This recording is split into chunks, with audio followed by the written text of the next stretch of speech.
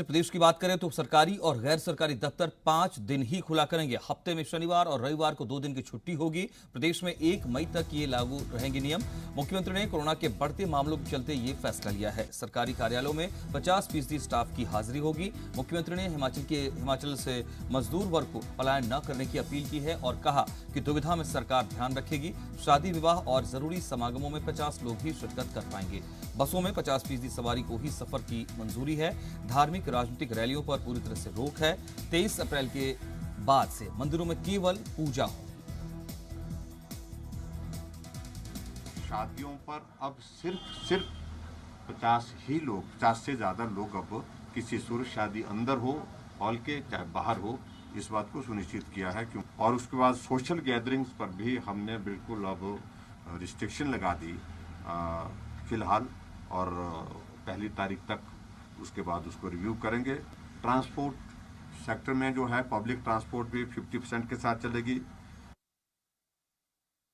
और उसके बाद एक और निर्णय हमने जो आज लिया है, वो निर्णय ये लिया है कि जितने हमारे वर्किंग डेज होते हैं इसमें, उसमें सैटरडे संडे जो है वो हमारे वर्किंग डे नहीं होंगे, बंद होगा। सैटरडे और संडे को बंद रहेगा हमारा कामकाज। सारे सरकारी ऑफिस में जो अटेंडेंस विद 50% ये भी हमने तय किया।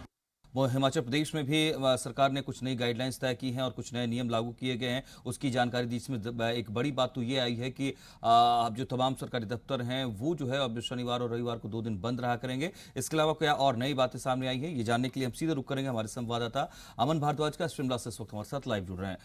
अमन, ताज़ा हालातों के मद्देनजर मुख्यमंत्री ने संभवतः कुछ फिर से समीक्षा की है और उसके बाद उसका ऐलान भी किया है। हम चाहेंगे कि दर्शकों को डिटेल में आप वो बताएं कि क्या नए नियम कायदे तय हुए। देखिए, जैसे आंकड़ा जो है डेली केसेस का वो 1000 से ज़्यादा आ रहा है और एक्टिव केसेस 10,000 से ज़्यादा हो चुके हैं। मुख्यमंत्री का साफ तौर पर कहना है कि जैसे 7 स्टेट से आने वालों के लिए RT-PCR रिपोर्ट की एडवाइजरी जो है वो जारी की गई 16 तारीख को। उसके बाद होम आइसोलेशन में 5000 से ज़्यादा लोग हैं, 2000 केवल बेड कैपेसिटी है एक्टिव केसेस 10,000 होने के बाद भी। और दोनों तरफ सरकार टेस्टिंग और जो है वो वैक्सीनेशन पर जोर डाल रही है। गाइडलाइंस, हालांकि सरकार ने लॉकडाउन का ऐलान किया कि लॉकडाउन नहीं लगेगा, लेकिन प्रतिबंध जो आज नए सरकार ने मुख्यमंत्री द्वारा ऐलान किए गए, शनिवार और एतवार जो है वो छुट्टी रहेगी। अब गैर सरकारी और सरकारी दोनों दफ्तरों में जो है वो दफ्तर आने की जरूरत नहीं है, उस दिन छुट्टी रहेगी। हालांकि लॉकडाउन जो है वो नहीं होएगा। लोग अमूमन जो अपने रोजमर्रा के काम आसपास जाकर करते हैं, अपने पर्सनल काम करते हैं, वो कर सकते हैं, लेकिन दफ्तरों में आने की जरूरत नहीं है।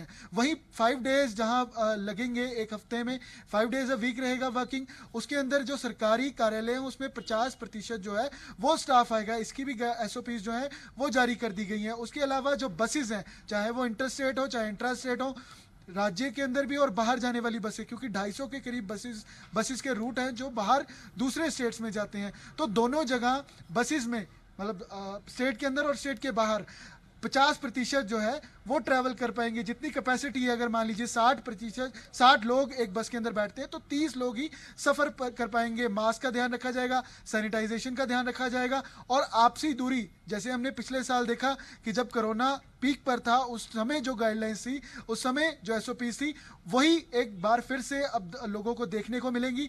बसेस का ये रहेगा। उसके अलावा अगर बात रैलीज की जाए, क्योंकि कहा जाता था कि विवाह है और कोई भी समागम, किसी भी तरह का समागम जो होता था उसमें 50 लोग ही, क्योंकि पहले 50% थे, अगर 500 जनों का हॉल है तो 250 लोग ही शिरकत कर पाते थे, लेकिन अब केवल 50 लोग ही, चाहे बिल्कुल आप सही कह रहे हैं अमन, क्योंकि एक तो टूरिस्ट हब के तौर पर भी लगातार जाना जाता रहा और बड़ी संख्या में लोग आते हैं यहाँ पर, इसलिए सख्ती हर दिन के हिसाब से जरूरी है मौजूदा परिस्थितियों को देखते हुए। बहुत शुक्रिया आपका डिटेल्स के लिए।